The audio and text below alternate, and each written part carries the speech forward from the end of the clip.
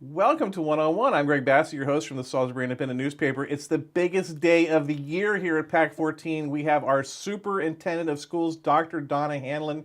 She's here. Welcome, Dr. Hanlin. Thank you very much. This is the critical time of the year in which you get to talk about money, which I know you don't like to talk about. You like to talk about teaching and programs and education, but your budget was just approved by the school board. Yes. It goes to the county executive now, so we go through this 3-month period where everyone talks about school spending.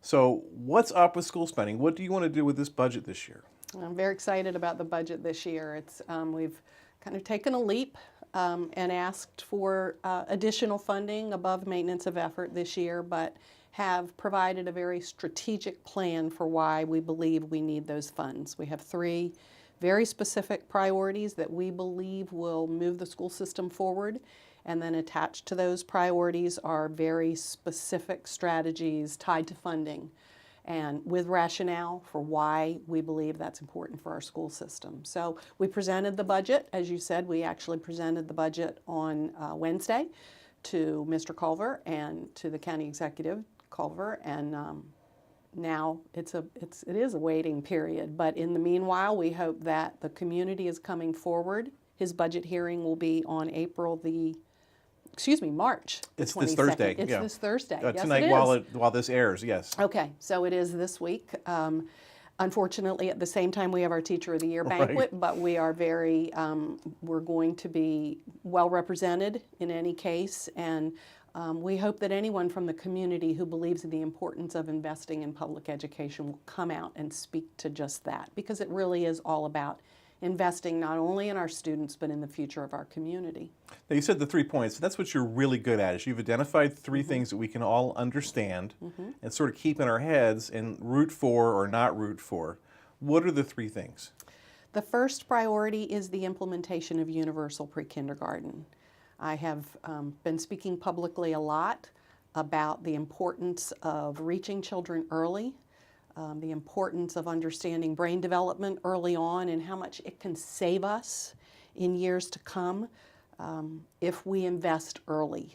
We've seen results from our kindergarten readiness assessment where we are implementing pre-kindergarten programs, but right now the state does not provide funding, does not provide the same FTE amount for students in pre-kindergarten. So we're left to grant funding and other avenues or other revenue sources. And so we are asking the county to fund phase 1 of universal pre-kindergarten next year. The second priority is increasing our graduation rate, which is really what we're all about. Right. Ultimately, making sure that students graduate from high school. We have last year in 2016, we graduated about 82% of our students, which is, I've said, is not. Number. It's a good number, but it's still not acceptable to me. We increased that just in the spring of 17, and I'm hoping to continue with that progress, but I believe that there are ways that we can reach greater numbers of students and keep them in high school by engaging them in areas of interest, career pathways. So I've been very specific about describing what I see as important in terms of signature academies and career-related pathways and programs in our middle schools and high schools so that students will stay engaged in areas of interest. And by upping that might keep some of the promising students out of the private schools? It could. That hasn't really been my focus, Yeah. to tell you the truth. I'm focused on what we can do for students who are enrolled in our schools.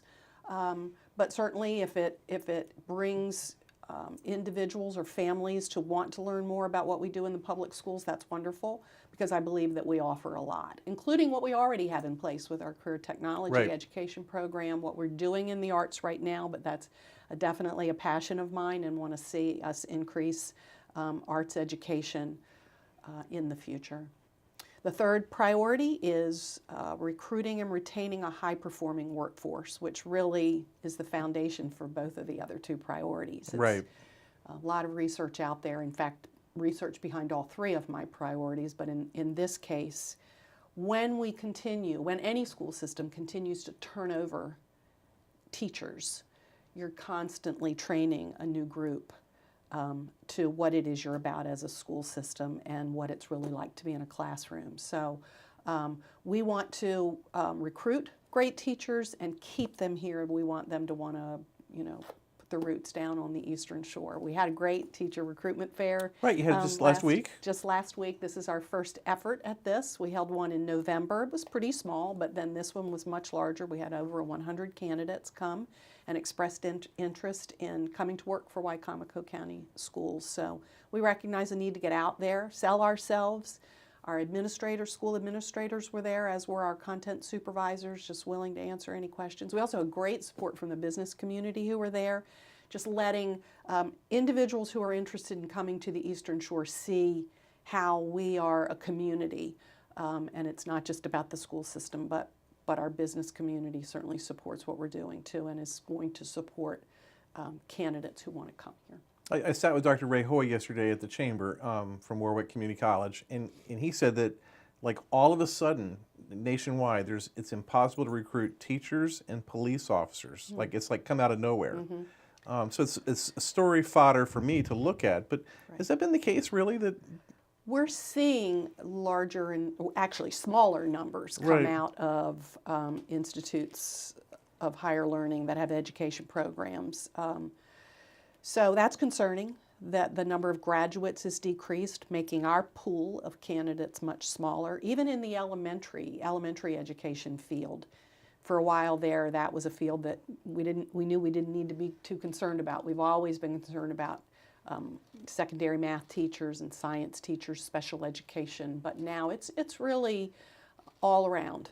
And so again, we have to be out there getting ahead of it and looking for where we can bring teachers to Wicomico County. It's funny you mentioned that. In my paper this week, there's a photo of my high school math teacher, my last math teacher, who I tortured that guy in terms of not performing. Mm-hmm. And there he was. But when I think back, he was probably the most influential teacher I ever had in a subject that I'm not going to do well in or mm-hmm. make my profession. Mm-hmm. But gosh, what a great teacher, and what he went through to teach dumbos like me, trigonometry.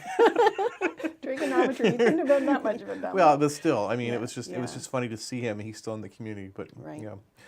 Maintenance of effort. People hear it; they don't always understand what it is. The state's got a very complicated formula that determines how much localities should spend on education, mm-hmm. and we pretty much just spend what the minimum. The requirement. Mm-hmm. Is that a good thing? I don't believe so. I don't believe so at all. It's basically saying that we're going to continue to fund per pupil the same amount we've always funded. And maintenance of effort puts us at the second to the last in our state in terms of local funding for education. And to me, that's just not the right thing to do for our community.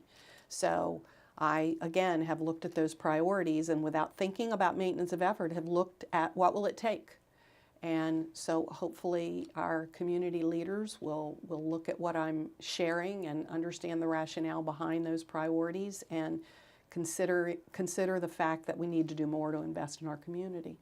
Do they not want to think that extra step? Do they want to just fall back on that state number and go, okay, someone more smarter than us knows what the number should be, rather than the number that you think it should be, you and the school board? Or I think it's a culture in our community, or that's my impression since returning here. I will tell you that we've looked at numbers internally, at what our revenue has been locally, and we've looked at the timing of increases or decreases in the revenue that we've received from the county. There is pretty dramatic. If you look at it, I'm picturing a bar graph in my mind, but the year that the revenue cap was imposed, and from that point forward, you see the dramatic decrease in the funding for public education. I don't know if tweaking the revenue cap is the answer or not, but there's clearly a relationship between how much funding we've received. And understanding also that there's also a relationship and understanding the position that the county has been in the year that, and I'm not remembering exact, 2008 maybe, that the state stopped providing Yes. the highway user fees monies back to the $7 million and a you year. see that when you look at that, look again at the bar graph I'm picturing in my mind, that is a red line below the line where Right. we receive so much less. So it's going to take us a while, and I say take us a while to catch back up, because I'm confident that the more we talk, the more we educate our community and our community leaders about the importance of investing in public education, I think we can change that mentality. I found a report, and I'd not seen anything like this, where a county, I guess it was Montgomery County, which is funded beyond maintenance of effort. The achievement there is so much higher, and it's pegged back to the investment, to the dollar. So it's not a matter of just throwing dollars at something and hoping. It can really be quantified in terms of the success of investing in the education. I am in total agreement with you that there is definitely a link between the resources that are provided and the achievement of the school system. And I think when we recognize that, then we can make that difference. If I'm a parent and I want my county people to know how I feel, how would I do that? I would say speak to them, email them, write them letters, come to the budget hearings, either the county executive's hearing or the county council's hearing later in the spring, to just voice your feelings about the importance of investing in the future. Yeah, I think something people hear all the time is that education's half of the county budget, and that was true for a long time, but it's not true anymore. If you take out the funding for the community college and the library, and just the school funding, it's only like 35 or 38%. It's not as much of a percentage. It's not as great of the pie, if you will, right, that I believe it should be. Especially when public safety is up around 22, 23. So it's almost, public safety is almost as much as the school system. And public safety is important too. Right. Clearly, I mean, we deal with that as well. But you're educating 14,700 students every yes, day. we are. We are. And that's a lot of, it's interesting to me too that the population of the school system really hasn't changed much in 30 years. Student population? It's always been between 14 and 15,000. Yeah, we're marginalized a little bit each year, increasing. We're closer to 15,000 now. But yeah, it's. Your new program is Achieve 2.0. You've rolled that out with great fanfare. Is it going to work? That's just part of my efforts to communicate with the community and again our community leaders about what I think is important. It was a promise I made when I first became superintendent that I would issue a report to the community, first with Achieve 1.0, followed by Achieve 2.0 that's just come out, as you know, at the State of the Schools. And it's just one more strategy or effort to communicate what I believe is important, what's currently happening, and where I see the vision moving forward. Achieve 2.0 actually, Achieve 1.0, let me start there, was really about the vision for the school system. And was pretty general. I did get into a few ideas about things that I believed we could do. Achieve 2.0 really starts to get into those 3 priorities and the actions that I believe we need to take in order to move those 3 priorities forward. So. And I would really, it's easy reading. I would encourage anyone to read it. It's on your website. Yes, it is. You would go to our website at wcboe.org. It's really good reading, and there's numbers there as well as just sort of the narrative, which is pretty compelling. And there's also our annual report, which I think is really important. The document that I produced for State of the Schools was a combination of our annual report, which reflects on last school year and the successes that we had. Right. And then moving forward with Achieve 2.0. So I think it's important that when you look at Achieve 2.0, you look at that within the context of where we are. And we have had great success, so we'll just continue to move forward on those areas that I believe are important to the success of our school system. When you were hired, school safety was a big topic, but it was a whole different kind of school safety that we were talking about. It was the interaction between the students and the teachers. Now we're talking about crazy school safety with firearms and things like that. Painful meeting of the school board this past week where parents from Pittsville got up and all kinds of miscommunication across the community throughout social networking. You all sat there and took, not criticism so much, but observations, and then put it in the proper context. I'm glad that you were able to address it, because sometimes the board won't address things like that. They'll just sort of like kind of let it go. But you put it in the right context. You want to talk about that, how social networking and miscommunication and you know, like verify the things that you're hearing, like don't overreact. I think that is, thank you for asking me about that, because this is something that I feel very strongly about and has really come much more to light with, you know, recent events, that parents can help us so much by talking to their children about the appropriate use of social media. Even if students or children think that something is a joke, we're taking every comment, every threat very seriously on social media. There's no such thing as a joke. You know, I likened it recently in a conversation with someone that when you're walking through airport security, you don't joke about getting on. Yeah. No, and the same mentality has to be happening in our schools, because it's extremely disruptive to the school environment, and then social media, unfortunately, also exacerbates the problem by students believing rumors and continuing to foster those rumors by repeating them. And that's typically what's been happening, but we've had to address it, and we're working with the Pittsville community. You say, you know, we took it. Well, that's what public comments are all about at the board meeting, and yes, it's not always easy to sit there. Oh, no, I like getting defensive. But you know, this school board, and you know, since I've been here, the school board is very receptive, as am I, to the public's comments, whether they're accurate or not. And there were some inaccuracies, as we've just been discussing. I mean, this, and I'm oversimplifying it, which is I'm guilty of what you're talking about. But kid threatens to take a gun to school, and parents' reaction on the very end of it is the school should have been closed, and that's just not right. That's not the right reaction to that situation. The reality of it is, when students see something or hear something and say something to a trusted adult, we immediately act on it. We have an amazing relationship with our sheriff's office. In any incidents that we have like this, it's all hours of the night that our sheriff's departments are going out and checking out situations at families' homes. And then we are meeting with families the next day just to ensure, first of all, to do a threat assessment, to make sure that there isn't an imminent threat or a real threat, and then to discipline the child and perhaps law enforcement involvement, depending on what the situation is. So I can't emphasize that enough, that not only talking to your children about the appropriate use of social media, but just reinforcing this idea of, if you hear or see something that gives you that feeling that something's just not right, say something, because we're going to act on it immediately. Right. And that can't always be having a resource officer in every school. It can't. Pittsville's 300 kids. Right. So from a logical point of view, I wonder... That's probably why there hasn't been one. Yeah.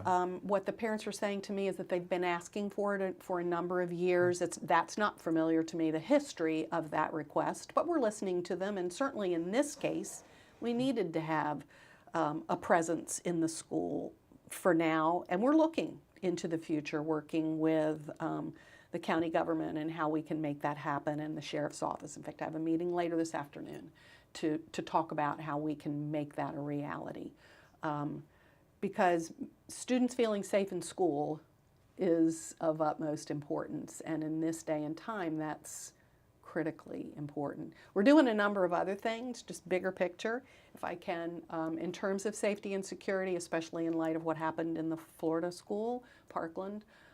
We are immediately, within the next week, going to be doing an audit, a safety and security audit, working with the Maryland Center for School Safety, who have standards established for what does it look like or to be a safe school, and working with our sheriff's office and perhaps some other security type organizations who are going to work with us to do an assessment before we start to look at funding that's necessary in order to, as the county executive and Mr. Strasburg like to say, harden our schools, Right. to make sure that we are doing what we can facility-wise, and they have expressed a willingness to support us in those efforts. We don't want to start throwing money at things until we know exactly what our priorities should be in terms of making sure that we're doing everything that we can. And I'm forming a superintendent safety and security advisory council, so that there's going to be a group. We have a safety committee now.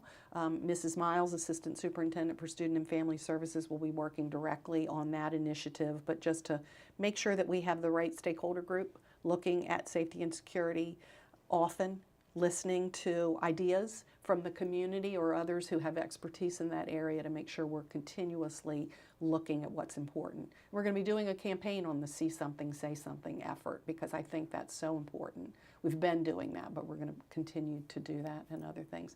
We had a great, on Wednesday, the 14th, Student Walkout Day. Yes. And that's the reason I thought of it, was because we engaged in that process with our student leaders. And I was so proud of our students and our staff that day, because although we had students walk out, we anticipated that. And they walked out and they had specific activities that they wanted to engage in so that students' voices could be heard. And it went beautifully in all 4 schools, and each one did a different set of activities. But I think that ongoing dialogue with student leaders in terms of safety and security is critically important. So we saw that as a very positive thing and are going to continue to do that. But again, it came from the students. It wasn't an administration orchestration by any means. It wasn't, and we gave students the choice, like you're saying. Right. Your daughter at first wasn't going to, and there were a lot of students who chose not to, who chose to stay in class. It was totally their choice. We had adult supervision monitoring their safety and security. And I saw some video clips of what you're talking about at Bennett that were just listening. Exactly. In fact, the first person I heard, I thought, is that a student? Right. But yeah, we just have to trust that our students, with some guidance from adults, obviously. I'm all about trust, whether it's with adults or with students. But I think by working with them and knowing that they understand the parameters within which they need to be working, that it went beautifully. You mentioned trust. My job as a reporter is to not trust the establishment institutions. But as I get older, I find that they perform with less flaw than I would think normally. I mean, these people know what they're doing, and they're doing a really good job. And it's that the same way with security issues. I trust the sheriff's department to do the right thing. I trust you guys to know what you need to do. So I can't fault you. Yeah. Well, to me, it's all about collaboration, and it's all about communication. You can't expect to trust me without hearing what my vision and my strategies and my thoughts moving forward are. But to also listen, and to listen especially to people in safety, in the case of safety and security, to listen to people with expertise. Right. So that when you hear me talking about what we're doing in any given situation, that you know that I'm not just speaking just from me, that it's based upon many conversations, much collaboration that I've been engaged in order to come to a particular decision. So I don't expect people to trust me just because I say so. There's a big story in the New York Times on Sunday about what schools can do, how they can be built to handle situations like the one in Florida and elsewhere. And as they were describing the school, I was like, that's exactly the way Bennett Senior is built and Bennett Middle is built. So the architects were already onto this 10 years ago. Right. So we're pretty well set up in terms of the physical nature of the school. I mean, some of our older schools, obviously, we're reviewing, where we have portables, for instance, fencing, those sorts of things. Older schools that don't have secure vestibules. All of those are things that we want to look at, but again, I don't want to just throw money at them. I want this audit, this assessment to occur so that those with expertise can say, this is what you need to do first, second, third, and so forth. And then we move forward with securing the funding to do that. We've had some elected officials talk about going back to pre-kindergarten because that's the big thing that's going to happen this year. It's going to be kind of expensive. It's not that expensive, I think, for what you're getting. But what is the percentage of kids that are ready for kindergarten or for first grade when they get to you? Well, we've improved from 2016 to 2017. We now have 46% of our students who are entering kindergarten ready to learn, which is still not, we want all of our children entering kindergarten ready to learn.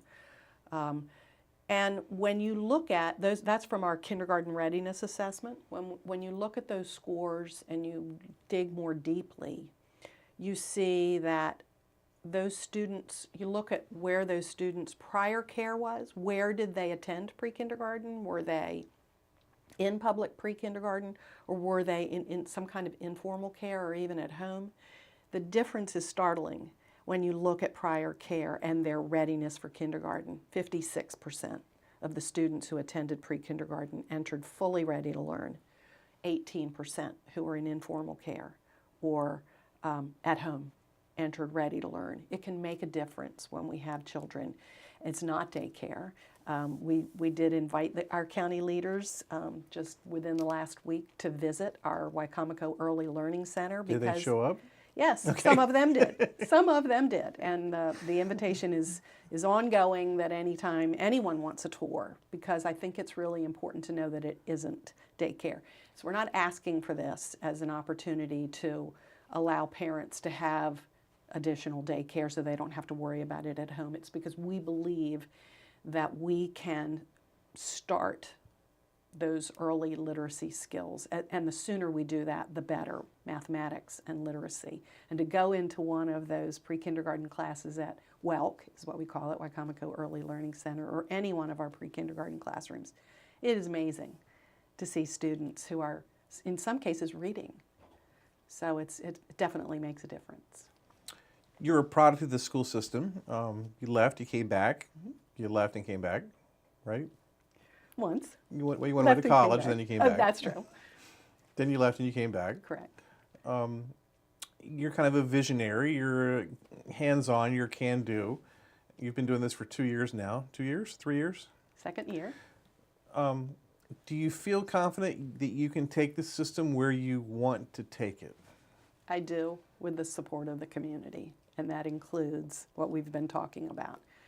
I think it is, and I've probably already said it, but there is a link to the resources that are provided. For instance, for graduation rate, that is my responsibility, but I need the resources in order to be able to do it. I've spent a lot of time researching what it is we need to do in order to do it, and we can be successful with the right resources. I truly believe we can make a difference in the long run. That's what's hard for some people to understand, that this isn't going to happen overnight. But it has to start now to make a difference. By implementing universal pre-kindergarten beginning next year, over the course of 2 years, those students, I would imagine, and we will, track those students as they move through school. We will see a significant difference in their test results and in their ability to graduate from high school. And then the other initiatives that I've talked about with graduation rate, career pathways, engaging students are sigsignificantly important too. So yes, I believe that we can make a difference. And the success at getting kids into these good colleges is just, you guys, your record is amazing. It is. It is. And that was the case And the when I remember scholarships. being the principal of Bennett High School and the colleges that students would get into. So that's been, we are above the state average in SATs, above the state and national average on our SAT scores. And the percentage of students who take advanced placement courses and earn a 3 or higher on those AP tests, which is typically what a college will accept, not always, are some of our success stories. So we have great things happening there. We have great stories about students entering college, but we can do better. The teachers are doing the work, the students are doing the work, the community just has to know it. Know it and support it. She's Dr. Donna Hanlin, and we love when we get to have her here, especially at budget time, and we get things explained to us, and this is great. Thank you, Dr. Hanlin. Thank you. I'm Greg Bass from the Salisbury Independent Newspaper, another edition of 101 right here on PAC 14.